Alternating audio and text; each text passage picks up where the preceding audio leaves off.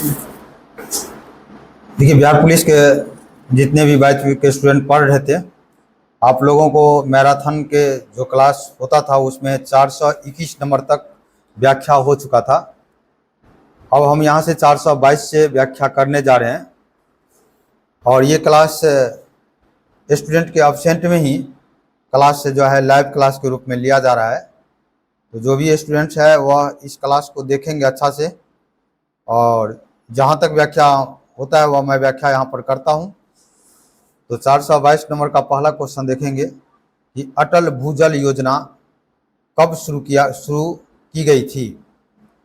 तो ये अटल बिहारी वाजपेयी के 95वीं जयंती के अवसर पर ये भूजल योजना शुरुआत किया गया और ये योजना जो है 25 दिसंबर 2019 को शुरुआत किया गया।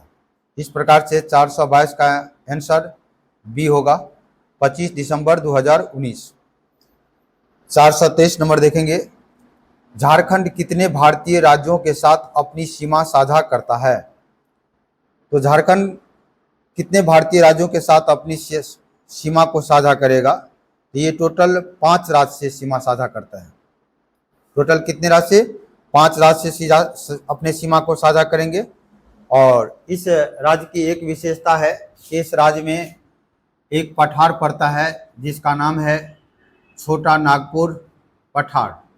छोटा नागपुर पठार, और इस छोटा नागपुर पठार से भारत यानी कि झारखंड में निकलने वाली जो नदी है और बहने वाली नदी, एक नदी स्वर्णरेखा नदी याद रखेंगे, दूसरा बराकर नदी याद रखेंगे, बराकर नदी याद रखेंगे, और तीसरा जो है शंख नदी इसी छोटा नागपुर पठार से होकर बहती है।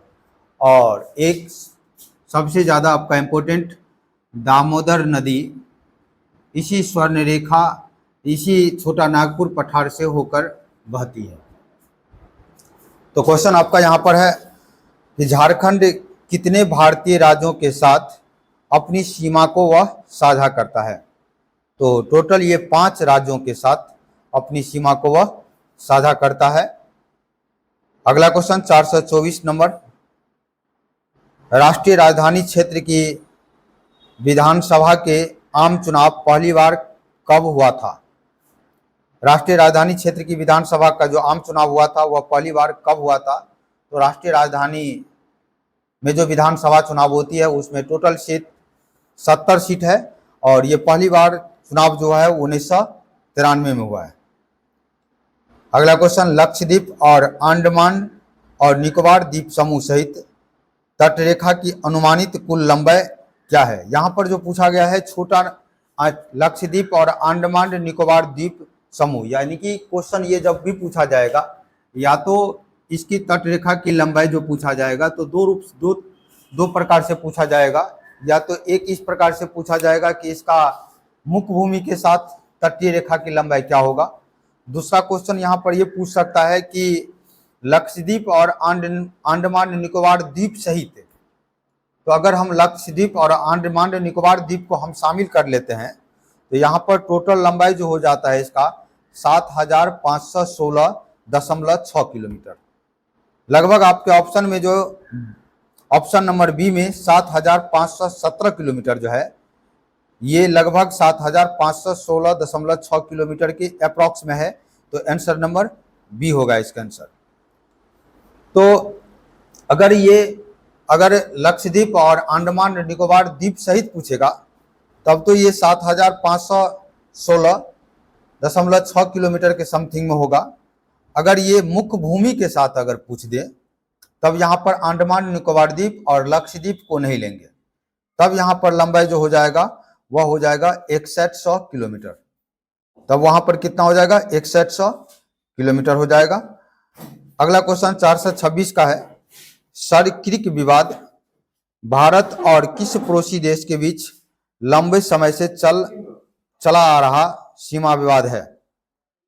तो सर्किक विवाद भारत और किस पड़ोसी देश के बीच ये लंबे समय से विवाद चलता आ रहा है। तो ये खास करके भारत और पाकिस्तान के बीच ये गुजरात के पास कच्छ की रण है और लगभग ये 96 किलोमीटर की एक पट्टी है और इस 96 किलोमीटर के पट्टी को लेकर भारत और पाकिस्तान के बीच ये विवाद सर क्रीक को लेकर चल रहा है। तो ये सर क्रीक विवाद भारत और किस पड़ोसी देश के बीच लंबे समय से चल रहा है? तो ये पाकिस्तान, ये गुजरात के सिंध प्रांत, ये गुजरात के खास करके ये गुजरात और पाकिस्तान के जो सिंध प्रांत का एरिया है वहीं पर ये कच्छ के रन पड़ता है। और ये 96 किलोमीटर ये सर क्रीक एरिया जो है ये दोनों देशों के बीच एक विवादित एरिया है। तो 426 का आंसर हो जाएगा सी। 427 का जेलेपला दर्रा कहाँ स्थित है? ये जेलेपला दर्रा जो है ये सिक्किम में स्थित है। जेलेपला दर्रा और सिक्किम जो पड़ता है वह हमारे हिमालय के महान हिमालय में पड़ेगा। और इस हिमालय के सबसे ऊंची चोटी जो पड़ता है वह माउंट एवरेस्ट पड़ेगा। भारत में अगर हिमालय में स्थित सबसे ऊंची चोटी जब पूछा जाएगा तो वह कंचनजंगा होगा। अगर भारत में हिमालय में स्थित सबसे ऊंची चोटी पूछा जाएगा तब कंचनजंगा होगा। अगर सीधा पूछा जाएगा कि भारत में सबसे ऊंची चोटी तब तो K2 होगा जो गॉडविन एस्टीन में पड़ता है, जो काराकोरम पर्वत श्रेणी का ये हिस्सा है। लेकिन हिमालय में स्थित सबसे ऊंचा चोटी पूछा जाएगा तब तो कंचनजंगा होगा। अगर हिमालय में, भारत के हिमालय नहीं, अगर सीधा हिमालय में स्थित ऊंचा पूछे तब वहां पर आपका हो जाएगा माउंट एवरेस्ट। तो क्वेश्चन यहां पर है आपका जेलेपले दर्रा। कौन सा? जेलेपले दर्रा। और ये जेलेपला दर्रा जो पड़ता है वह कहाँ, किस हिमालय में पड़ेगा? सिक्किम हिमालय में। इस प्रकार से आप याद रखेंगे ये जेलेपला दर्रा कहाँ पे पड़ेगा? सिक्किम हिमालय, सिक्किम में पड़ेगा। 428 का क्वेश्चन, निम्नलिखित में कौन सा जैव भार ऊर्जा का स्रोत नहीं है? जैव भार ऊर्जा का स्रोत नहीं है। तो जैव भार क्या है? एक नवीकरणीय ऊर्जा। मैंने बताया था दो प्रकार की ऊर्जा होता है, एक नवीकरणीय ऊर्जा होता है, एक अनवीकरणीय ऊर्जा होता है। नवीकरणीय ऊर्जा उसे कहते हैं जो मानव के द्वारा उसे समाप्त नहीं किया जा सकता है। और ये नवीकरणीय ऊर्जा होगा, ये गैर परंपरागत होगा, जो परंपरागत तरीका से नहीं करके ये गैर परंपरागत तरीका से किया जाएगा, ऊर्जा को उत्पन्न किया जाएगा, तो उसे हम कहेंगे नवीकरणीय ऊर्जा। यहां पर आपका क्वेश्चन पूछा जा रहा है कि कौन सा जैव भार ऊर्जा का स्रोत नहीं है? तो जैव भार का मतलब ये हुआ कि वैसे जैविक सामग्री जो पौधे और जानवरों के अवशेष के द्वारा लाखों और करोड़ों वर्ष के बीच इसके बीच जो रासायनिक क्रियाएं होती है उनसे जो पदार्थ बनता है, तो वह पदार्थ जो बनेगा वह एक प्रकार से जैविक भार के रूप में बनेगा। और ये जैविक भार ऊर्जा का स्रोत में जो आएगा वह कोयला आएगा, गोबर आएगा, लकड़ी आएगा। आपका आंसर यहां पर बी, नाभिकीय ऊर्जा नहीं होगा। तो आंसर नंबर बी होगा, नाभिकीय ऊर्जा। अगला क्वेश्चन 429, भारत के किस राज्य में पवन ऊर्जा सर्वाधिक क्षमता विद्यमान है? अगर पवन ऊर्जा के बारे में पूछा जाए कि भारत में सबसे ज्यादा पवन ऊर्जा का क्षमता कहाँ पे है, पवन ऊर्जा का उत्पादन सबसे ज्यादा कहाँ पे होता है, तब ये पवन ऊर्जा के बारे में जो पूछा जाएगा तो ये होगा गुजरात। और गुजरात के बाद राजस्थान है, गुजरात के बाद राजस्थान, राजस्थान के बाद महाराष्ट्र, महाराष्ट्र के बाद तमिलनाडु। यानी कि पवन ऊर्जा के उत्पादन में, पवन ऊर्जा के क्षमता में भारत में प्रथम स्थान रखने वाला जो राज्य है वह गुजरात है। दूसरा स्थान जो है वह राजस्थान का है। तो 429 का आंसर नंबर ए, गुजरात। अगला 430, निम्नलिखित में किसे ऊर्जा का गैर परंपरागत स्रोत माना जाता है? गैर परंपरागत स्रोत, मैंने अभी जस्ट बताया कि गैर परंपरागत स्रोत क्या होगा और परंपरागत स्रोत क्या होगा। परंपरागत स्रोत के अंतर्गत जिसको मानव के द्वारा खत्म किया जा सकता है या खत्म हो जाएगा।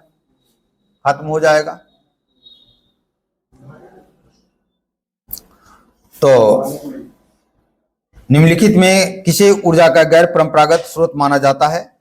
तो आंसर नंबर बी, सौर ऊर्जा होगा। परमाणु ऊर्जा, प्राकृतिक गैस और कोयला।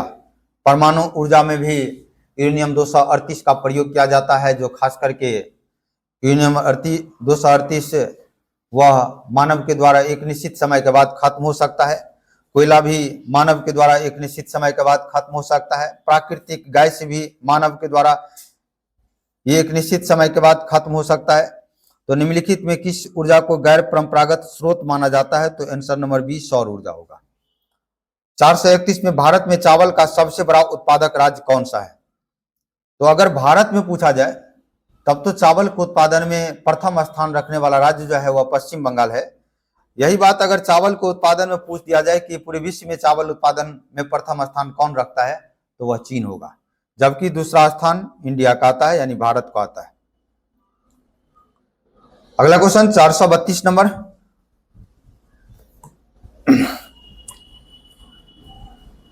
कौन सा देश विश्व के सबसे बड़े भूतापीय विद्युत संयंत्रों में से एक के लिए जाना जाता है?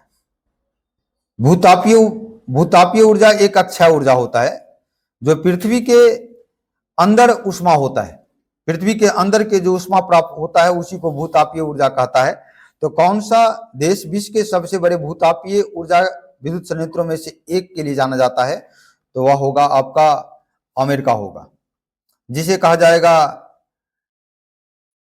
पृथ्वी का जो है गीजर भी कहा जाता है। पृथ्वी के जो अंदर में जो गैस यानी कि ऊष्मा जो काफी होता है उसे एक गीजर के रूप में भी कहा जाता है। तो पृथ्वी का अगर गीजर कहा जाएगा तो इसे भूतापीय ऊर्जा कहा जाएगा, जिसमें पहला स्थान अमेरिका रखता है। अगला क्वेश्चन, पेट्रोल और डीजल किस प्राकृतिक संसाधन से प्राप्त होता है? पृथ्वी के नीचे जो चट्टान होती है और पृथ्वी के नीचे एक प्रकार के अवसादी चट्टान होती है, उस अवसादी चट्टान के अंदर में हजारों लाखों वर्ष के बाद रासायनिक अपघटन या रासायनिक क्रियाएं होती है। उस रासायनिक क्रिया के पश्चात जो पदार्थ बनते हैं उसे पेट्रोलियम पदार्थ कहते हैं। उस पेट्रोलियम पदार्थ से पेट्रोल, डीजल, केरोसिन तेल आदि चीजें प्राप्त किया जाता है। तो क्वेश्चन यहाँ पर आपको पूछा जा रहा है कि पेट्रोल और डीजल किस प्राकृतिक संसाधन से प्राप्त होता है? तो वह होगा आंसर आपका ए में पेट्रोलियम। 434 में निम्नलिखित में से भारत के किस राज्य का जनसंख्या घनत्व सबसे अधिक है? तो वैसे देखा जाए कि भारत के जनसंख्या घनत्व में पूछा जाएगा तो प्रथम स्थान जो है जनसंख्या घनत्व बिहार आएगा, यानी प्रति 1 किलोमीटर पर 1106 व्यक्ति जो जनसंख्या है वह बिहार में रखता है। लेकिन आपके ऑप्शन में बिहार नहीं दिया गया है जनसंख्या घनत्व में। आपका ऑप्शन में ए में महाराष्ट्र है, बी में पश्चिम बंगाल है, सी में मध्य प्रदेश, डी में राजस्थान। तो इस प्रकार से आपका ऑप्शन में बिहार नहीं है, तो फिर इस चारों में से कौन सा जनसंख्या घनत्व सबसे अधिक रखता है? तो आप देखेंगे तो पश्चिम बंगाल में जनसंख्या घनत्व जो है 1028 जनसंख्या घनत्व यहाँ पर प्रत्येक 1 किलोमीटर है, प्रत्येक 1 किलोमीटर में 1028। जबकि अगर पूछा जाए कि यहाँ पर आपसे पहला क्वेश्चन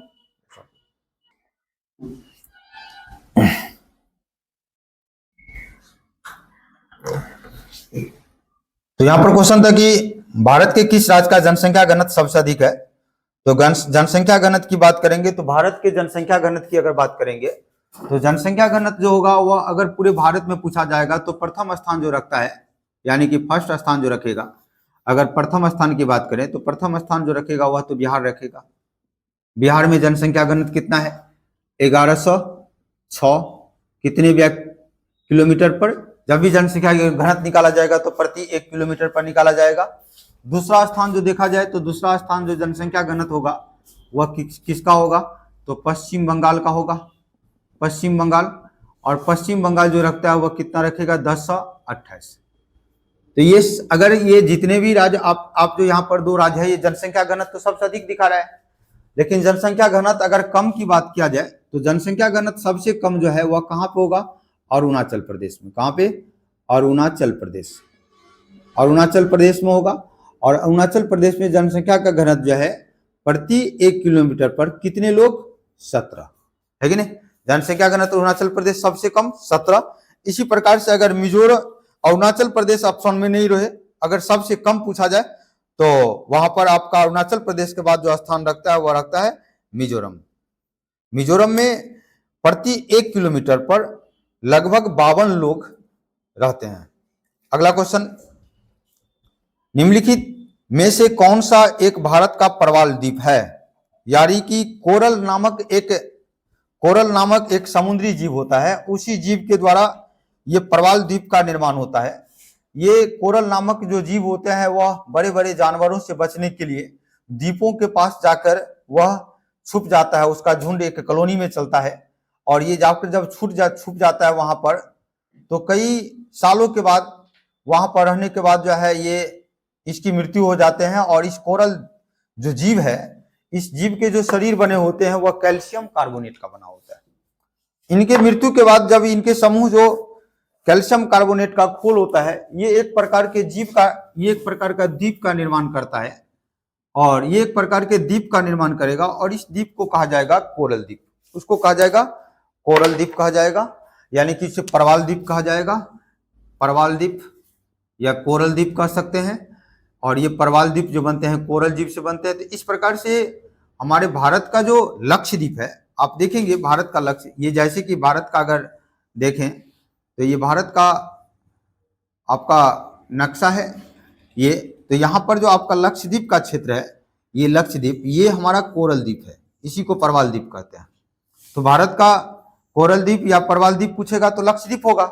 यही अगर पूछ दिया जाए कि विश्व में सबसे बड़ा कोरल द्वीप कौन है, तो विश्व का सबसे बड़ा कोरल द्वीप जो होगा ग्रेट बैरियर रीफ, ऑस्ट्रेलिया के क्वींसलैंड तट के पास है। ऑस्ट्रेलिया के क्वींसलैंड तट के पास जो ग्रेट बैरियर रीफ पड़ता है, वह दुनिया का सबसे बड़ा प्रवाल द्वीप है ये। अगला क्वेश्चन, निम्नलिखित में कौन सी चोटी हिमालय पर्वत पर स्थित नहीं है? तो नंदा देवी जो है ये हिमालय पर्वत का ही चोटी है जो उत्तराखंड में पड़ता है। दूसरा कामेट पर्वत, ये भी उत्तराखंड में ही पड़ता है जो हिमालय की चोटी है। अन्नपूर्णा, ये भी हिमालय का ही चोटी है, लेकिन ये भारत में नहीं, ये नेपाल में पड़ता है। कालसूबाई की बात करेंगे तो ये कालसूबाई हिमालय का भाग नहीं है। कालसूबाई पश्चिम घाट, ये जो आप देख रहे हैं ये पश्चिमी घाट है। इसी पश्चिमी घाट के ये महाराष्ट्र जो है, इस महाराष्ट्र राज्य में, ये महाराष्ट्र राज्य की सबसे ऊंची चोटी है। पश्चिमी घाट में महाराष्ट्र राज्य की सबसे ऊंची चोटी कालसूबाई। अगर पूछा जाए कि पश्चिमी घाट का सबसे ऊंची चोटी कौन सा होगा, तब यहां पर देखेंगे तो अन्नामलई पर्वत का सबसे ऊंची चोटी, जो यहाँ पर जो अन्नामलई पर्वत है, इसी का सबसे ऊंची चोटी जो होगा वह अन्नामुडी जो चोटी होता है वह सबसे ऊंची चोटी है। लेकिन अगर पूछा जाए कि महाराष्ट्र की सबसे ऊंची चोटी, तो कालसूबाई होगा। ये पश्चिमी घाट में ही पड़ता है। और यहीं पर आप देखेंगे तो ये पश्चिमी घाट और ये पूर्वी घाट जो एक दूसरे से मिलता है, तो एक प्रकार का गांठ बनता है दोनों के, जहां पर मिलता है तो इसे कहा जाता है नीलगिरी पर्वत। और नीलगिरी पर्वत का सबसे ऊंचा चोटी जो होता है वह दोदा बेटा होता है, दोदा बेटा। तो आंसर नंबर इसका हो गया 436 का आंसर कालसूबाई। 437 में देखेंगे, निम्नलिखित में किस फसल को मौसमी रूप से सबसे अधिक पानी की आवश्यकता होती है? तो मौसमी रूप से सबसे ज्यादा जो आवश्यकता होगा वह उष्णकटिबंधीय फसल को होगा। और वह फसल, इसमें आप देखेंगे तो आपके ऑप्शन में गन्ना, केला, आलू, टमाटर, ये गन्ना जो है उष्णकटिबंधीय फसल है। विश्व का पहला तेल कुआं कहां खोदा गया? विश्व का अगर पूछा जाए तो विश्व में सबसे पहले तेल की कुआं जो खोदा गया था वह ये संयुक्त राज्य अमेरिका के पेंसिल्वेनिया क्षेत्र है, वहां पर सबसे पहले विश्व में तेल के कुआं का क्षेत्र खोदा गया था। अगर भारत में पूछा जाएगा तो डिगबई होगा, असम। भारत में डिगबई, असम। 439 नंबर क्वेश्चन, एस्मॉग डैश का संयोजन है। एस्मॉग क्या है? एक वायु प्रदूषक है जो खास करके एक स्वचालित वाहन कारखाना के द्वारा जो ये प्रदूषण निकलता है, तो ये धुआं और कोहरा के मिश्रण से एक प्रकार का एस्मॉग बनता है। तो आपका क्वेश्चन एस्मॉग डैश का संयोजन है, यानी कि किसका मिश्रण है? तो धुआं और कोहरा का होगा। अगला क्वेश्चन है, गहन कृषि का तात्पर्य डैश से है। गहन कृषि का मैंने बताया था अगले क्लास में भी। गहन कृषि का मतलब ये होता है कि कम से कम जगह पर, तो इसमें इंक दे दीजिए, अच्छा से पेन नहीं चल रहा है। गहन कृषि का मतलब ये होता है कि कम से कम जगह पर अधिक से अधिक श्रम लगाकर, अधिक से अधिक खाद्य पूर्ति करके वहां पर जो है फसल को अधिक से अधिक उत्पादन करना, उसी को कहा जाता है गहन कृषि। यहाँ पर गहन कृषि में दिया गया है पहला ऑप्शन, अधिक भूमि की खेती अधीन लाना, गलत, क्योंकि गहन के कृषि में बहुत कम भूमि में अधिक से अधिक श्रम की जरूरत पड़ता है, तो ए गलत है।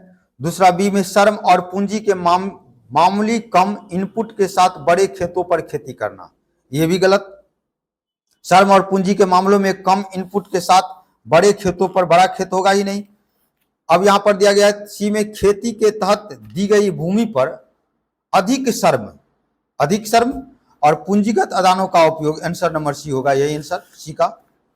अगला क्वेश्चन, झूमिंग खेती जिसे दहिया के नाम से जाना जाता है वह किस राज्य में किया जाता है? तो झूमिंग खेती मतलब होता है कि ऐसा खेती जहां पर एक बार काट लिया गया और उसके बाद फिर उस वहां पर जला दिया जाता है, उससे झूमिंग खेती को, ये प्रथा, इसे कर्तन खेती भी कहा जाता है, इसे बेवर कृषि भी कहा जाता है, और ये भारत के ओडिशा राज्य में होता है। तो आंसर नंबर 441 का ए। अगला क्वेश्चन 442 में, सीएफसी किस में इस्तेमाल होता है? तो मैंने बताया था कि समताप मंडल में एक ओजोन परत होता है और ये सीएफसी गैस के द्वारा ओजोन परत को पतला किया जाता है, और ये सीएफसी गैस हमारे द्वारा जो रेफ्रिजरेटर, एरोसॉल और स्प्रे का जो प्रयोग किया जाता है, इसमें सीएफसी गैस निकलता है। तो आंसर नंबर आपका हो जाएगा 442 का ए, रेफ्रिजरेटर। अगला क्वेश्चन 443 का, 2011 के जनगणना में भारत में बाल लिंगानुपात क्या था? सबसे पहले बाल लिंगानुपात समझेंगे। बाल लिंगानुपात अगर पूछा जाएगा तब तो बाल का लिंगानुपात देखेंगे, यानी कि 1000 पुरुष पर कितनी महिलाएं हैं, और इसकी उम्र जो देखेंगे वह 0 से लेकर 6 वर्ष, 0 से लेकर 6 वर्ष देखेंगे। तो 0 से 6 वर्ष के उम्र के बीच में अगर 2011 के जनगणना के अनुसार से देखा जाए तो भारत में बाल लिंगानुपात 1000 पुरुष पर 919 महिला है, 1000 पुरुष पर 919 महिला है, जबकि वही 2001 में जो जनगणना हुआ था तो उसमें 927 था। तो भविष्य में देखो, भविष्य के दृष्टि से कहीं ना कहीं महिलाओं की जनसंख्या यहाँ पर कम 1000 पुरुष पर बताया जा रहा है, तो ये कहीं ना कहीं चिंताजनक की बात है। तो 443 का ए होगा, 1000 पुरुष पर 919 महिलाएं। अगर पूछा जाए कि बाल लिंगानुपात अगर भारत के किस राज्य में सबसे अधिक है, तो भारत के किस राज्य में अगर बाल लिंगानुपात पूछा जाए तो बाल लिंगानुपात, सबसे पहले मैंने बताया कि बाल लिंगानुपात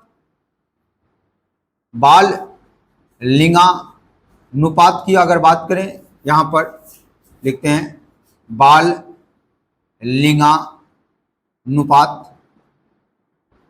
अगर बाल लिंगानुपात की बात करेंगे तो सबसे पहले अगर हम भारत में बाल लिंगानुपात की बात करें तो भारत में बाल लिंगानुपात 1000 पुरुष पर, यानी कि 919 महिला 1000 पुरुष पर है, 1000 पुरुष पर 919 है। अगर ये भारत के राज्य में पूछा जाए कि किस राज्य का बाल लिंगानुपात सबसे अच्छा है, राज्य में अगर पूछा जाए, यानी कि राज्य में सबसे अधिक बाल लिंगानुपात, तो आपका अरुणाचल प्रदेश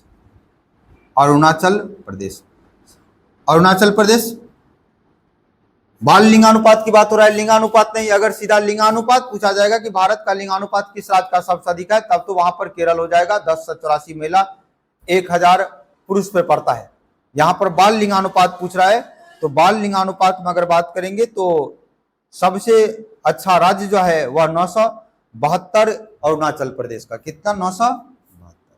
वही सबसे खराब स्थिति अगर बात किया जाए, यानी सबसे कम की बात किया जाए, तो सबसे कम की बात करेंगे तो हरियाणा आता है। कौन सा आएगा? हरियाणा आएगा। और हरियाणा के कंडीशन में आप देखेंगे तो हरियाणा में जो है वह बाल लिंगानुपात वह 834। सबसे कम अगर किया जाए तो हरियाणा 834, 834। यहां पर ये बात ध्यान रखें। तो आंसर नंबर 443 का ए। 444 में निम्नलिखित में किससे प्राकृतिक रबर प्राप्त किया जाता है? तो प्राकृतिक रबर जो है लैटेक्स नामक पेड़ होती है, उसके छाल के दुधिया से निकाला जाता है, जो एक दर्भ होता है, और उसी से जो है प्राकृतिक रबर प्राप्त किया जाता है। तो 444 का ए होगा। अब कह रहा है खड़ी ढलान पर मृदा अपरदन को रोकने की सर्वाधिक उपयुक्त विधि निम्नलिखित में से कौन सा होगा? देखिए कई प्रकार के खेती होता है। अगर हम बात करें यहाँ पर, तो जैसे कि ये पहाड़ है और ये खड़ी ढलान है, इस पर खेती अगर देखा जाए तो इसकी पानी की कटाव, अगर ये पानी बहेगी तो इसका कटाव ज्यादा होगा। तो ऐसा किया जाए कि इस पहाड़ को कटाव भी कम हो जाए और खेती भी हो जाए। तो इसके लिए ये सीढ़ीनुमा खेती की जाती है। यहाँ पर ऐसे काटकर सीढ़ीनुमा खेती की जाती है, और इस सीढ़ीनुमा खेती को सोपानी खेती कहा जाता है। सोपानी खेती कहा जाता है। ये सोपानी खेती का ये फायदा ये है कि एक तो कृषि भी हो जाता है, और दूसरा जब पानी गिरेगा तो ये ऐसे गिरेगा और यहाँ पर पानी क्या हो जाएगा, गति कम, फिर यहाँ पर गिरेगा तीव्र गति से, फिर यहाँ पर पानी कम, फिर यहाँ गिरेगा फिर तीव्र गति से पानी यहाँ पर कम। इससे क्या होता है कि ये जो मिट्टियों की कटाव है, पहाड़ की जो ढलान है, इसकी जो कटाव कम हो जाती है, और दूसरा बात कृषि के लिए भी ये फायदेमंद हो जाता है। तो आपका हो जाएगा खड़ी ढलान पर मृदा अपरदन को रोकने के लिए सर्वाधिक उपयुक्त विधि निम्नलिखित में कौन सा होगा? तो सीढ़ीदार कृषि, डी का होगा। 446 में भारत में प्रथम पूर्ण जनगणना कब की गई थी? अगर पहली जनगणना पूछा जाए तो 1872 में मेयो के समय में किया गया था। अगर पूर्ण जनगणना, नियमित जनगणना की अगर बात किया जाए तो यह नियमित जनगणना 1881 से लॉर्ड रिपन के समय से ये लगातार प्रत्येक 10 वर्ष पर जनगणना, 10 वर्ष पर जनगणना होते आ रहा है, और 2011 में जनगणना अभी हुआ है। 2011 का जो जनगणना है वह अब तक जो जनगणना हुई है वह 15वीं जनगणना था, और आजादी के बाद ये 7वीं जनगणना था 2011 में। तो यहाँ पर क्वेश्चन आपका पूछा जा रहा है कि भारत में प्रथम पूर्ण जनगणना कब की गई थी? तो 1881 होगा। 447 में कौन सा क्षेत्र भूजल का सबसे अधिक उपयोग करता है? तो भूजल का क्षेत्र का सबसे ज्यादा कौन सा क्षेत्र भूजल का सबसे अधिक उपयोग करता है? तो भूजल यानी कि जल का 90% भाग जो है वह सिंचाई के दृष्टि से उपयोग किया जाता है, जो कृषि के लिए किया जाता है। तो क्वेश्चन कौन सा क्षेत्र भूजल का सबसे अधिक उपयोग करता है? तो बी का आंसर नंबर कृषि होगा। अगला क्वेश्चन, निम्नलिखित में किस अवधि को भारत की जनसंख्या के वृद्धि के स्थिर या स्थिर चरण की अवधि के रूप में जाना जाता है? तो आप देखेंगे कि यहां पर क्वेश्चन पूछा गया है निम्नलिखित में किस अवधि को भारत की जनसंख्या के वृद्धि का स्थिर या स्थिर चरण की अवधि के रूप में जाना जाता है। तो आप देखेंगे तो 1901 से लेकर 1921 के बीच, तो 1901 से लेकर अगर 1901 से लेकर अगर 1921 के बीच करेंगे तो जनगणना 2 बार हुआ है। एक बार जनगणना अगर बात करेंगे तो आपका 1901 से लेकर 1911 के बीच जनगणना हुआ, और दूसरी बार 1911 से लेकर 1921 के बीच जनगणना हुआ है। 1901 से लेकर 1911, और दूसरा 1911 से लेकर 1921 तक जनगणना हुई है। अगर टोटली इसमें देखा जाए तो यहाँ पर जनसंख्या बिल्कुल स्थिर है, यहाँ यानी कि किसी प्रकार की जनसंख्या में कोई बदलाव नहीं है। यानी स्थिर का मतलब जो जनसंख्या 1901 में था वही जनसंख्या गिनती अगर किया गया यानी कि पूरे 20 साल के बाद, बीच में 2 बार, एक बार 10 साल के बाद और फिर 10 साल के बाद। तो अगर इस प्रकार से अगर देखा जाए तो पूरे 20 वर्ष के बाद अगर देखा जाता है तो जनसंख्या 1901 में जितना था वही जनसंख्या 1921 में है। तो 1901 से लेकर 1921 का जो अवधि है वह जनसंख्या स्थिर है। लेकिन 1901 से 11 और 1911 और 21 की बात करें तो खास करके जो ये अवधि 1911 से 21 की जो अवधि है, इसमें जनसंख्या में ऋणात्मक वृद्धि होती है। ऋणात्मक मतलब यानी कि जनसंख्या में कमी हो जाता है, जनसंख्या में कमी हो जाता है। और इस प्रकार से यहाँ पर जनसंख्या में कमी और यहाँ पर अगर कुछ वृद्धि हुआ भी होगा, तो इस प्रकार से दोनों को अगर मर्ज कर दिया जाए, मिला दिया जाए, तो 1901 का जनसंख्या और 1921 का जनसंख्या सेम हो जाता है, जिसके कारण से जनसंख्या क्या हो जाता है, स्थिर हो जाता है। होता है कि नहीं? अब ये बात ऋणात्मक है, तो ऋणात्मक वृद्धि का मतलब भारत में ये पहली बार ऐसा है कि जनसंख्या यहाँ पर ऋणात्मक हो गया। इसका कारण क्या था? इस दौर के काल में देश में खास करके अकाल,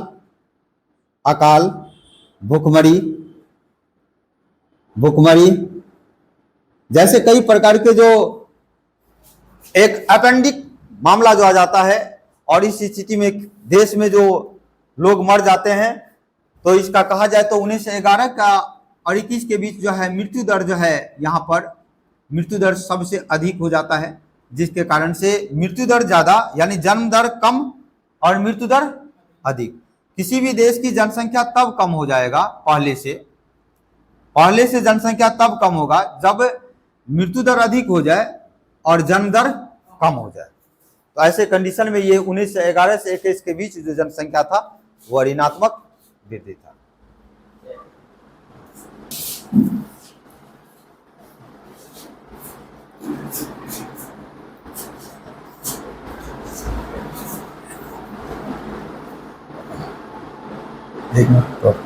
तो इस प्रकार से 448 में निम्नलिखित में किस अवधि को भारत की जनसंख्या वृद्धि के स्थिर या स्थिर चरण की अवधि के रूप में जाना जाता है? तो 1901 से लेकर 21 तक लेंगे, टोटल 20 वर्ष। इसमें 2 बार जनगणना हुई। 449 में देखेंगे तो 2011 के जनगणना के अनुसार भारत में शहरी जनसंख्या का प्रतिशत कितना था? अनुमानित सीमा का है किसके बीच में? तो शहरी जनसंख्या उस समय 31.16, शहरी जनसंख्या 31.16। आपके ऑप्शन के अनुसार से जनसंख्या जो है 30 से 35% के बीच में होगा, जो बी है आंसर 31.16, जो 30 से 35% के बीच में आता है। 450 में देखेंगे निम्नलिखित में किस पड़ोसी देश के नागरिक को भारत में आने के लिए पासपोर्ट की आवश्यकता नहीं है? तो पाकिस्तान, बांग्लादेश और चीन, इसके लिए तो पासपोर्ट लगेगा, नेपाल के लिए नहीं लगता है। तो आंसर नंबर 450 का हो जाएगा सी।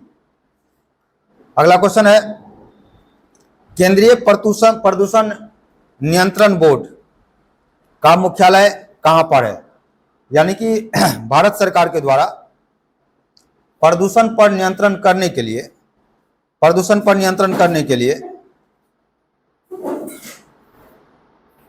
केंद्रीय प्रदूषण नियंत्रण बोर्ड का स्थापना 1974 में किया गया था, जो कि इसका मुख्यालय न्यू दिल्ली में पड़ता है। 452 का महानदी और गोदावरी की डेल्टा डैश मृदा में समृद्ध है। तो महानदी और गोदावरी के द्वारा नदी के द्वारा लाए गए जो अवसाद है, और वह महानदी और गोदावरी नदी जब किसी पर्वत से निकलती है, तो निकलने के बाद जब वह मैदानी क्षेत्र में जाता है, तो एक प्रकार से वह एक पंख के रूप में लाकर अपने अवसाद को और तलछटी को वह जमा देता है, जिसे जलोढ़ पंख या जलोढ़ी मैदान के नाम से जाना जाता है। तो महानदी और गोदावरी डेल्टा डैश मृदा में समृद्ध है। तो महानदी और गोदावरी के द्वारा जो डेल्टा बनेगा वह जलोढ़ मिट्टी के द्वारा बनेगा। अगला क्वेश्चन, 2011 की भारतीय जनगणना को भारत के स्वतंत्रता के बाद डैश जनगणना अभियान के रूप में संदर्भित किया जा सकता है।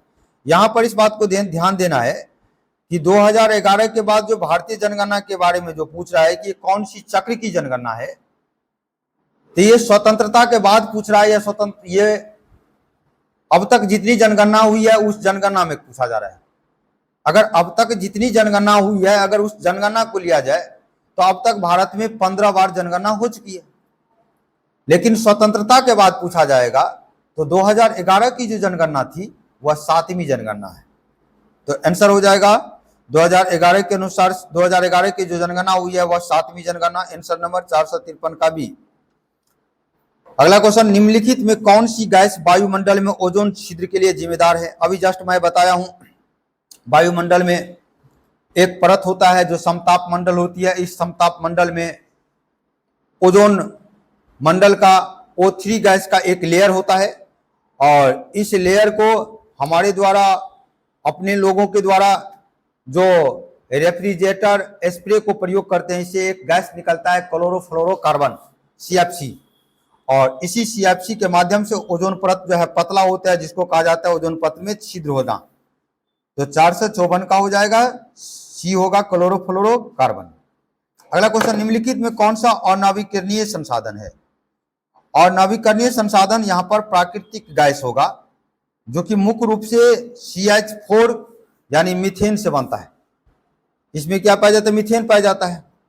अगला क्वेश्चन, निम्नलिखित में किस भारतीय राज्य में उत्तरी पूर्वी मानसून के कारण अक्टूबर और नवंबर के दौरान वर्षा होती है? यहाँ पर क्वेश्चन, यानी कि किस भारतीय राज्य में, तो अगर देखें तो ये, अगर बात करें तो ये अगर बात करते हैं तो ये मान ली भारत का नक्शा है और इस प्रकार से ये भारत का नक्शा है। अब बात करेंगे तो यहाँ पर इसको कहा जाता है पश्चिमी घाट और इसको कहा जाएगा पूर्वी घाट।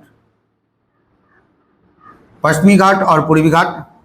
इस पश्चिमी घाट में क्या होता है? इस पश्चिमी घाट पर तो दक्षिण पश्चिम मानसून जो इस दिशा में चलती है वह अरब सागर के शाखा से वह मानसून प्राप्त करके पश्चिमी घाट पर वर्षा कराती है, वह जो कि ग्रीष्मकालीन के समय में होता है, यानी कि ग्रीष्मकालीन के समय में। लेकिन शीतकालीन में भारत में 2 मानसून से वर्षा होती है। शीतकालीन के समय में भारत में 2 मानसून से वर्षा होती है, ध्यान देना है। एक वर्षा होती है वह जो होता है वह इसको कह सकते हैं हम पश्चिमी विक्षोभ, और दूसरा वर्षा जो होता है वह हमारा उत्तरी पूर्वी मानसून होगा। इस मानसून को लौटता हुआ मानसून के नाम से भी जाना जाता है। इसे लौटता हुआ मानसून के नाम से जाना जाता है, लौटता मानसून के नाम से जाना जाता है। तो ये क्या करता है, जब आप इस उत्तरी पूर्वी की मानसून की बात जो करेंगे जो शीतकालीन के समय में होता है, तो ये मानसून जब ये मानसून लौटता है तो लौटने के बाद इस बंगाल के खाड़ी से नमी प्राप्त करके, यानी कि मानसून प्राप्त करके इस पूर्वी घाट के तमिलनाडु क्षेत्र में, उड़ीसा क्षेत्र में, इन क्षेत्रों में ये भारी वर्षा कराता है। इन क्षेत्रों में भारी वर्षा कराता है ये खास करके शीतकालीन के समय में। और एक जो पश्चिमी विक्षोभ होता है, वह पश्चिमी विक्षोभ जो है ये खास करके ये इस दिशा में ये जेट स्ट्रीम के रूप में हवा चलती है, और ये हवा ऐसे करके ये आपका जम्मू कश्मीर, हिमाचल प्रदेश, उत्तराखंड, ये होते हुए बिहार तक जो जाता है और बिहार के पश्चिम चंपारण तक जाता है। सोमेश्वर पहाड़ी के सहारे से ये वर्षा कराती है और ये पश्चिम चंपारण में भी वर्षा कराती है, जहां पर राबी खेती गेहूं का उत्पादन होता है। यहाँ पर आपका क्वेश्चन है कि उत्तरी पूर्वी मानसून जो लौटता हुआ मानसून है वह कहां पे वर्षा कराता है? तो इसका आंसर आपका हो जाएगा उत्तरी पूर्वी मानसून जो होगा वह आपका तमिलनाडु में होगा। नवंबर के दौरान वर्षा कराता है तमिलनाडु में। अगला क्वेश्चन, निम्नलिखित में कौन सी भारत के सबसे बड़ी मीठे पानी की झील है?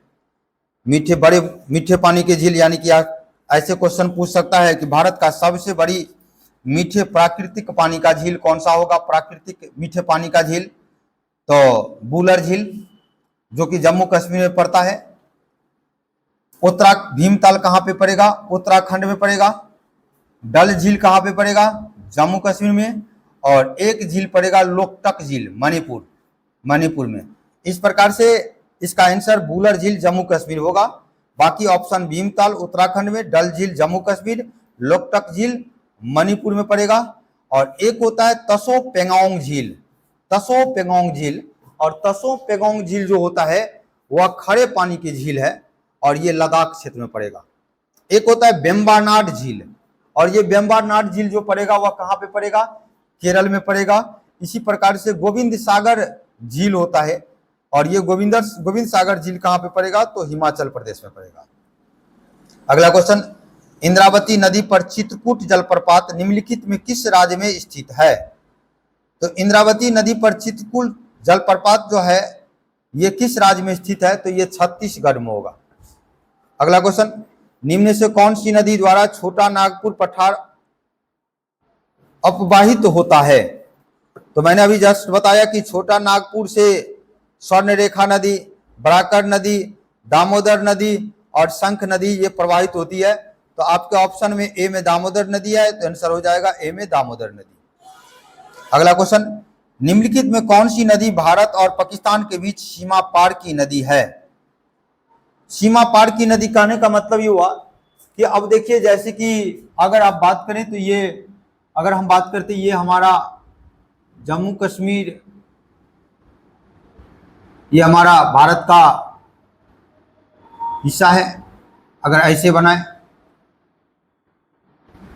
और इस प्रकार से ये भारत का हिस्सा है, तो यहाँ से जो देखेंगे ये, तो यहाँ से नदियाँ निकलती है और कुछ नदियाँ ऐसी है जो नदियाँ भारत से पार होते हुए पाकिस्तान में भी प्रवेश कर जाता है, पाकिस्तान में भी प्रवेश कर जाएगा, यानी भारत के साथ साथ वह पाकिस्तान में भी प्रवेश करेगा।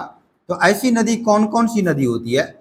तो एक तो सतलज नदी होगा, सतलुज नदी होगा, एक तो झेलम नदी होगा, एक चिनाब नदी होगा, एक रावी नदी होगा, रावी नदी होगा, सतलुज नदी, झेलम नदी, चिनाब नदी, रावी नदी और एक सिंध नदी, सिंधु नदी। तो ये सभी नदियां जो है, ये सभी नदियां भारत में, किसी नदियां का यहाँ से मानसरोवर झील के उद्गम होता है, तो किसी का नदी का भारत में उद्गम होता है, लेकिन भारत होते हुए भारत को पार करके वह पाकिस्तान में पहुंच जाता है। लेकिन आपके ऑप्शन में पूछ रहा है कि ऐसी कौन सी नदियां है जो पाकिस्तान में नहीं पहुंचता है, वो भारत में ही रह जाता है।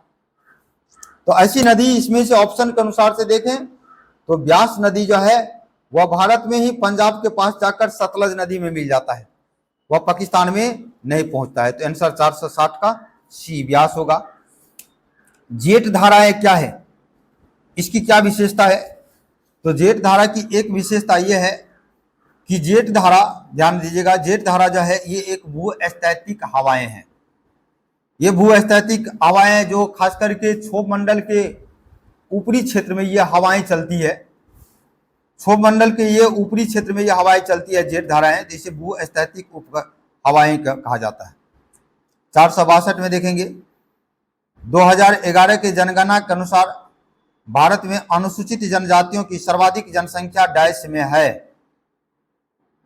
तो 2011 के जनगणना के अनुसार भारत में अनुसूचित जनजाति की सर्वाधिक जनसंख्या अगर बात करें तो सबसे ज्यादा अनुसूचित जनजाति भारत के मध्य प्रदेश राज्य में पाया जाता है। जो सबसे ज्यादा बड़ा जनजाति, खास करके भारत में अगर सबसे बड़ा जनजाति पूछा जाए तो वह आपका हो जाएगा भील जनजाति, जो कि मध्य प्रदेश में पड़ता है। अगला क्वेश्चन, भारत में सबसे लंबा स्थलीय सीमा किस देश के साथ साझा करता है? तो भारत में सबसे लंबा स्थलीय सीमा जो साझा करेगा वह बांग्लादेश होगा। उसके बाद अगर बांग्लादेश के बाद अगर बात करें तो सबसे ज्यादा लंबा इसके बाद चीन का पड़ेगा। इसके बाद अगर बात करें तो नेपाल का पड़ेगा। यानी कि बांग्लादेश, चीन, नेपाल और चीन, नेपाल, उसके बाद फिर आपका पड़ेगा, चीन के बाद नेपाल नहीं, चीन के बाद ऐसा करें कि पाकिस्तान दे दें, पाकिस्तान, फिर आपका होगा नेपाल, नेपाल और नेपाल के बाद आपका होगा, नेपाल के बाद आपका पड़ जाएगा म्यांमार, भूटान, म्यांमार, भूटान और अफगानिस्तान। तो आप लिख सकते हैं म्यांमार, भूटान और अफगानिस्तान। अब इस प्रकार से देखा जाए तो सबसे बड़ी लंबाई इसका रट लीजिए और छोटा वाला इसका रट लीजिए। भारत के साथ इसका स्थलीय सीमाएं कितनी है इसका देख लेना है और उसके बाद जो है अफगानिस्तान का सबसे देख लेना है। अगला क्वेश्चन है, तो सबसे लंबा बांग्लादेश का होगा 4096.7 किलोमीटर, इसका सबसे लंबा होगा। और सबसे छोटा जो लंबा होगा सबसे छोटी सीमा जो होगी वह अफगानिस्तान का होगा। अगला क्वेश्चन, नंदा देवी जीव मंडल किस राज्य में स्थित है? अब तक जीव मंडल की बात करेंगे, जैव मंडल की, तो भारत में टोटल 18 जैव मंडल है, जिसमें नंदा देवी उत्तराखंड में पड़ेगा। अगला क्वेश्चन, आबनूस और महोगनी के पेड़ किस प्रकार के वनों में पाए जाते हैं? तो आबनूस और महोगनी पेड़ जो है ये उष्णकटिबंधीय सदाबहार वन है। जो ये पेड़ हमेशा हरा भरा दिखता रहता है, तो इस प्रकार से उष्णकटिबंधीय सदाबहार वन होगा। और उष्णकटिबंधीय पर्णपाती वन के बारे में मैंने बताया था कि एक प्रकार के मौसमी वन होते हैं, जो इसे पतझड़ वन के रूप में भी जाना जाता है, साल में एक बार अपना पत्ता को गिरा देता है। अगला क्वेश्चन, निम्नलिखित में कौन सी सुमेलित नहीं है? सुमेलित नहीं है, यहाँ पर नहीं छोड़ दिया गया है, यहाँ पर नहीं लगा लेंगे। निम्नलिखित में से कौन सा सुमेलित नहीं है 466 में? ए में काली मृदा महाराष्ट्र में सही है, लेटेराइट मृदा तमिलनाडु सही है, पीट मृदा गलत है। पीट मृदा वहां पर होता है जहां पर भारी वर्षा होती है और वहां पर गीला मिट्टी होता है। गुजरात में काली मिट्टी पाया जाता है, तो आंसर नंबर सी होगा, सुमेलित ये नहीं है। और जलोढ़ मृदा तो उत्तर प्रदेश में पाया ही जाएगा। 467 में देखेंगे क्वेश्चन, निम्नलिखित में किस मौसम में दक्षिण पश्चिम मानसून, किस मौसम में दक्षिण पश्चिम मानसून जो होता है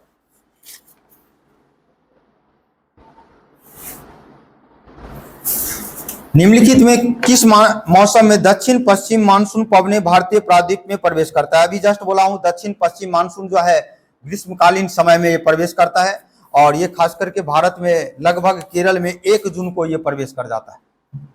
और इस प्रकार से लगभग बिहार में आते आते लगभग ये कहा जाए तो 10 से 15 जून तक ये हमारे बिहार में भी ये वर्षा इसका कराने लगता है। तो ग्रीष्मकालीन ये 1 जून को वह केरल में प्रवेश कर जाता है, दक्षिण पश्चिम मानसून के द्वारा होता है। और ये पश्चिम घाट में जो वर्षा कराती है दक्षिण पश्चिम मानसून, ये अरब सागर की शाखा से, जबकि आप मेघालय की बात करेंगे, आप असम की बात करेंगे, आप बंगाल की बात करेंगे, आप बिहार, झारखंड, उत्तर प्रदेश, दिल्ली, यहाँ तक जो वर्षा होती है वह बंगाल के खाड़ी के शाखा से प्राप्त होती है। तो इस प्रकार से ये वर्षा ग्रीष्मकालीन समय में होगा। अगला क्वेश्चन, निम्नलिखित में से कौन सा स्थानीय तूफान चाय, जूट और चावल की खेती के लिए लाभदायक है? तो कौन सी स्थानीय तूफान जो होगा वह चाय, जूट और चावल की खेती के लिए लाभदायक होगा। यहाँ पर थोड़ा सा देख लेंगे, हिंदी में जो टाइपिंग किया हुआ कहीं कहीं पर गलत क्या है, इंग्लिश सही से देख लेंगे। इंग्लिश में ए में लू, ये लू तो उत्तर भारत में चलता है, ये नहीं होगा। और उत्तर भारत में चाय की खेती होता नहीं है। आम्र वर्षा ये केरल में होता है, जिसे मैंगो शॉवर कहा जाता है, जहां पे आम के पौधा, फसल के आम के पौधा के लिए फायदेमंद होता है। मंजरी वर्षा ब्लॉसम शॉवर, जो ये कॉफी के लिए काफी फायदा होता है, ये मंजरी वर्षा जो कर्नाटक में होता है। उत्तर पश्चिमी हवा नॉर्वेस्टर, ये नॉर्वेस्टर असम और पश्चिम बंगाल में चलता है, जिसे काल बैसाखी के नाम से जाना जाता है। इसे उत्तर पश्चिम हवा नॉर्वेस्टर या काल बैसाखी नामक स्थानीय तूफान के नाम से जाना जाता है, जो असम और पश्चिम बंगाल में चलता है। अगला क्वेश्चन, बांग्लादेश की सीमा भारत में किस राज्य को स्पर्श नहीं करता है? तो बांग्लादेश की जो सीमा है भारत में खास करके बात करेंगे तो ये 5 राज्य से स्पर्श करता है। एक स्पर्श करता है वेस्ट बंगाल, दूसरा करता है असम, तीसरा जो स्पर्श करेगा वह त्रिपुरा, चौथा स्पर्श करेगा मिजोरम, 5वां स्पर्श करेगा मेघालय। तो बांग्लादेश से स्पर्श करने वाला जो राज्य है वह पहला जो होगा आपका, पहला वेस्ट बंगाल, दूसरा होगा असम, तीसरा होगा मेघालय, चौथा होगा त्रिपुरा और पांचवा जो आपका होगा मिजोरम। यानी कि ये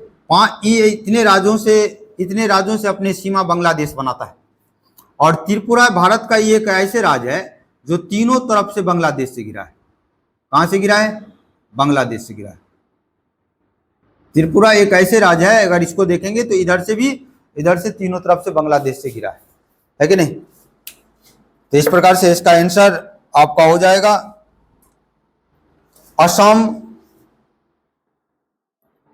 असम जो है बांग्लादेश से सीमा से लगता है, त्रिपुरा भी सीमा लगता है, मेघालय भी लगता है, अरुणाचल प्रदेश नहीं लगता।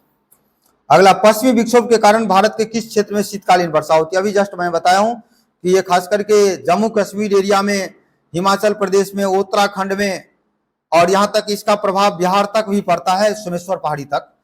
तो ये कश्मीर घाटी, ये जम्मू कश्मीर में ही पड़ता है, उत्तराखंड में पड़ता है। तो ये आंसर हो जाएगा बी, जहां पे सेब की खेती होती है इस वर्षा के द्वारा। ब्लॉसम सावर किस फूल के आने में सहायक होता है? तो कॉफी का होगा। आंसर नंबर 471 का सी। अगला क्वेश्चन है 472 में, जनगणना के अनुसार निम्न में से किस राज्य में सबसे अधिक लिंगानुपात है? अगर भारत का लिंगानुपात पूछा जाएगा तो भारत का लिंगानुपात 943 है। पूरे भारत का लिंगानुपात पूछा जाएगा तो 943 है। और केरल का लिंगानुपात पूछा जाएगा तो 1084, यानी कि 1000 पुरुष पर 1084 महिला केरल राज्य में है। लेकिन आपके ऑप्शन में यहां पर केरल नहीं देकर कुछ और ऑप्शन दिया है, क्योंकि आप केरल सिर्फ रटे रहते हैं, इसलिए केरल यहां पर ऑप्शन में नहीं दिया गया है। आपका ऑप्शन में ए में तमिलनाडु, बी में कर्नाटक, सी में आंध्र प्रदेश, डी में ओडिशा। तो इस चारों ऑप्शन में से कौन सा ऐसा राज्य है जहां पर लिंगानुपात सबसे अधिक है, ये देखना है। तो तमिलनाडु का जो लिंगानुपात देखेंगे वह सबसे ज्यादा है, कहां पर? कितना? 995। अगर ध्यान दें तो केरल में कितना है? केरल की अगर बात करें तो केरल में 1084। केरल में कितना है? 1084। केरल में 1084 होगा। वही अगर बात करें तो इसके बाद अगर बात करें तो पुडुचेरी अगर बात करें तो यहां पर कितना है? 1038। और इसके बाद तमिलनाडु की बात करें तो ये आपका 995। अब बात यहां पर कंफ्यूजन क्या होगा? ये पुडुचेरी एक स्टेट नहीं है, ये क्या है? केंद्र शासित प्रदेश है। केंद्र शासित प्रदेश है। अगर पूछेगा कि निम्न में से भारत में कहां पे सबसे ज्यादा केंद्र शासित प्रदेश है, सबसे ज्यादा जो है लिंगानुपात सबसे ज्यादा कहां है, तो इस स्थिति में अगर ऑप्शन में केरल नहीं होगा तब तो पुडुचेरी लेंगे। लेकिन राज्य और केंद्र शासित प्रदेश का वर्णन कर दे, कि या तो राज्य वर्णन कर दे या तो केंद्र शासित प्रदेश वर्णन कर दे, या तो दोनों को मिलाकर पूछ दे कि दोनों में कौन होगा, तो पहला ये, दूसरा ये और तीसरा ये। अगर राज्य में पूछेगा तो तमिलनाडु नहीं, पहला ये होगा और दूसरा कौन सा होगा? तमिलनाडु, क्योंकि तमिलनाडु क्या है? राज्य है। केरल भी क्या है? राज्य है। तो आपका ऑप्शन में है यहां पर जनगणना के अनुसार निम्न में से किस राज्य में, राज्य पूछ रहा है, और आपके पास सबसे अधिक लिंगानुपात तमिलनाडु 995। अगला क्वेश्चन, ऑक्सफैम इंडिया के आंकड़ों के अनुसार भारत में औसत साक्षरता दर कितना है? तो 74.04। अगला क्वेश्चन, निम्नलिखित में से कौन सा गोदावरी नदी की सहायक नदी है? तो गोदावरी नदी की सहायक नदी इंद्रावती होगा, मंजीरा होगा, पूर्णा होगा, पर्णहिता होगा, परवरा होगा, सबरी होगा। यानी कि गोदावरी नदी का जो होगा इंद्रावती, सबरी, परवरा, मंजीरा, पूर्णा, ये सब के सब गोदावरी नदी का सहायक नदी है। लेकिन ए में आपका माही नहीं है। गोदावरी नदी के बारे में बात करें तो ये गोदावरी नदी प्रायद्वीपीय भारत का ये सबसे बड़ी नदी है। गोदावरी नदी जो है, अगर इस गोदावरी नदी की बात किया जाए, वैसे भारत की सबसे लंबी नदी, बड़ी नदी गंगा है, जो भारत के 5 राज्यों से होकर गुजरती है। गंगा नदी भारत के 5 राज्यों से होकर गुजरती है। और बिहार करके पूछा जाएगा तो बिहार में कितने जिलों से? तो 12 जिला से बहती है। लेकिन प्रायद्वीपीय भारत की बात कर रहा है, कौन सी भारत? इस प्रायद्वीपीय भारत की बात कर रहा है, कि इस भारत की बात कर रहा है। तो इस गोदावरी जो है, ये गोदावरी तो ये गोदावरी नदी को इस प्रायद्वीपीय भारत में सबसे बड़ी नदी माना जाता है। बड़ी नदी कहां पे? प्रायद्वीपीय भारत, प्रायद्वीपीय भारत है कि नहीं? बड़ी नदी होने के कारण से दक्षिण भारत का गंगा भी कहा जाता है, इसे वृद्ध गंगा भी कहा जाता है, वृद्ध गंगा भी कहा जाता है। दक्षिण भारत का भी गंगा कहा जाता है और इसे वृद्ध गंगा भी कहा जाता है। लेकिन एक नदी है इसी प्रायद्वीपीय पठार से एक नदी है ऐसे जो कि दक्षिण भारत का दक्षिणी गंगा पूछे, यानी कि दक्षिण भारत का दक्षिणी गंगा अगर पूछेगा, यानी कि एक तो ये लगा दिया कि दक्षिण भारत और दक्षिण भारत के में भी दक्षिण, तो दक्षिण में सबसे ऐसी कौन नदी है जिसको दक्षिणी गंगा कहा जाएगा?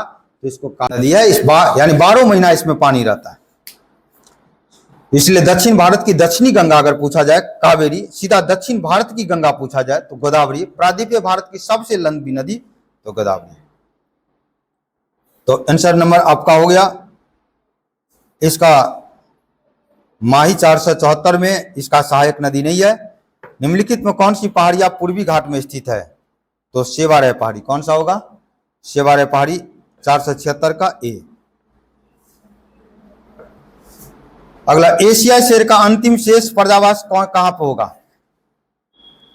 एशिया शेर जो होगा वह गिर राष्ट्रीय उद्यान गुजरात में पाया जाता है, सुंदरबन उद्यान वेस्ट बंगाल में होगा, मन्नार की खाड़ी तमिलनाडु और नीलगाड़ी की पहाड़ी जो होगा तमिलनाडु में।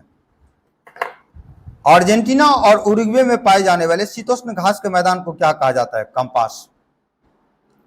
आपके ऑप्शन में सी नंबर कंपास होगा और ए सेलवास दक्षिण अमेरिका में पाया जाएगा, डॉन्स ऑस्ट्रेलिया में पाया जाएगा और बेल्ट कहां पे पाया जाएगा? दक्षिण अफ्रीका। अगला क्वेश्चन, निम्नलिखित में से कौन सी दक्षिण भारत की सबसे ऊंची चोटी है? तो अन्नामलय पर्वत की सबसे ऊंची चोटी अन्नामुड्डी पर्वत सबसे ऊंची चोटी है। पूर्वांचल पहाड़ी निम्नलिखित में कौन सा होगा? यानी कि पूर्वांचल पहाड़ी की बात करेंगे तो पूर्वांचल पहाड़ी में गारो, खासी, जयंतिया पहाड़ी जो मेघालय पहाड़ी का हिस्सा है इसमें आएगा, नागा पहाड़ी आएगा, मनी पहाड़ी आएगा, मिजोरम पहाड़ी आएगा। लेकिन पीर पंजाल पहाड़ी जो ये हिमालय का भाग है जो पूर्वांचल में नहीं जाता है, ये इस प्रकार से 480 का आंसर हो जाएगा बी। अगला क्वेश्चन है, अगला क्वेश्चन, सिंध नदी सिंध प्रणाली दुनिया के सबसे बड़ी नदी घाटियों में से एक है जो भारत में कुल कितने किलोमीटर की लंबाई में फैली है? अगर सिंध नदी की जो कुल लंबाई पूछा जाएगा, कुल लंबाई कितना है, तो ये 2900 किलोमीटर है। सिंध लंबाई को पूछा जाए तो 2900 किलोमीटर, लेकिन भारत में इसकी लंबाई पूछा जाएगा तो 1114 किलोमीटर, 1114 किलोमीटर। 482 में देखेंगे, निम्नलिखित में कौन सी नदी अरब सागर में गिरती है? अरब सागर में गिरने वाली, पश्चिम साइड में गिरने वाली नदी, और गंगा, गोदावरी और कावेरी ये पूरब की ओर बहती है, बंगाल की खाड़ी में बहती है। तो ए, सी और डी होगा नहीं, बी नर्मदा होगा। नर्मदा, ताप्ती, सिंधु नदी, माही नदी और लूनी नदी सबके सब नदी पश्चिम साइड गिरती है। अगला 483 में देखेंगे, निम्नलिखित में कौन सी नदी भारत के अधिकतम राज्यों से होकर गुजरती है? तो भारत के अधिकतम राज्य याद रखेंगे, जो भारत के अधिकतम राज्यों से गुजरेगा वह गंगा गुजरेगा, और गंगा उत्तराखंड से, उत्तर प्रदेश से, बिहार से, झारखंड से और पश्चिम बंगाल से। कहां कहां पे होगा? एक होगा आपका उत्तराखंड होगा, यानी कि अगर आप बात करें तो उत्तराखंड की बात करें, उत्तराखंड के बाद उत्तर प्रदेश, उत्तर प्रदेश के बाद बिहार, बिहार के बाद ये झारखंड और इसके बाद ये पश्चिम बंगाल में होगा। ये इस प्रकार से गंगा नदी भारत के कितने राज्यों से बहती है? तो 5 राज्य से बहती है। अगर पूछा जाएगा कि ये गंगा नदी बिहार के कितने जिलों से बहती है, तो अगर बिहार का, अगर बिहार में अगर जिला पूछा जाए, बिहार में अगर जिला पूछा जाएगा, तो बिहार में अगर जिला पूछा जाएगा तो बिहार में ये 12 जिला से प्रवेश करती है। बिहार में 12 जिला कौन कौन सा होगा? तो सबसे पहले अगर ले लें तो बक्सर, उसके बाद अगर बक्सर की बात करें तो भोजपुर, उसके बाद सारण जिला, सारण। अगर इसके बाद अगर सारण के बाद अगर बात करें तो भोजपुर, सारण, उसके बाद आपका आ जाएगा पटना, फिर वैशाली, समस्तीपुर, फिर समस्तीपुर के बाद ये आपका बेगूसराय आ जाएगा, बेगूसराय के बाद मुंगेर, मुंगेर के बाद ये खगड़िया, और खगड़िया के बाद ये आ जाएगा आपका, खगड़िया के बाद ये आ जाएगा कटिहार, कटिहार के बाद ये आ जाएगा भागलपुर, और भागलपुर के बाद ये आ जाएगा लखीसराय। इस प्रकार से 12 जिला, 1 2 3 4 5 6 7 8 9 10 11 और 12, इस प्रकार से ये टोटल अगर बिहार में पूछा जाएगा कि बिहार में गंगा नदी जो है कितने जिलों से बहती है तो 12, 12 में किस जिले से बहती है, तो ये चारों क्रम इस प्रकार से याद रखना।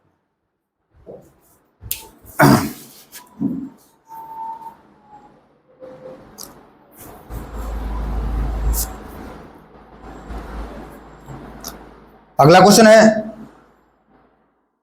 तो 483 का सी होगा गंगा। 484 में निम्नलिखित में किस स्थान पर विश्व में सबसे अधिक वर्षा होती है? तो विश्व में सबसे अधिक दक्षिण पश्चिम मानसून के द्वारा जो बंगाल के खाड़ी के शाखा से जो होता है वह मासिन राम में होता है, जो मेघालय के एक पहाड़ी है वहीं पर होता है।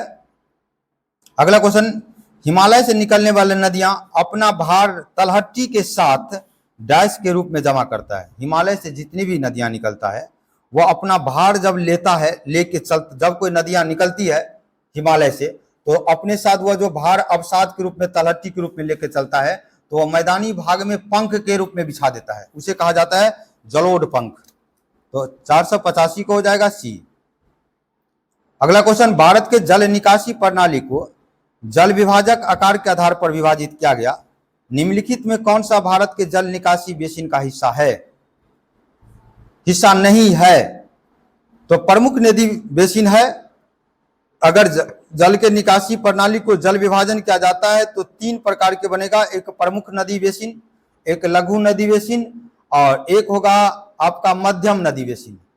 प्रमुख नदी बेसिन जो होता है वह 20,000 किलोमीटर तक जाता है। अगर बात करेंगे लघु नदी बेसिन की बात करेंगे तो ये 2,000 किलोमीटर तक जाता है।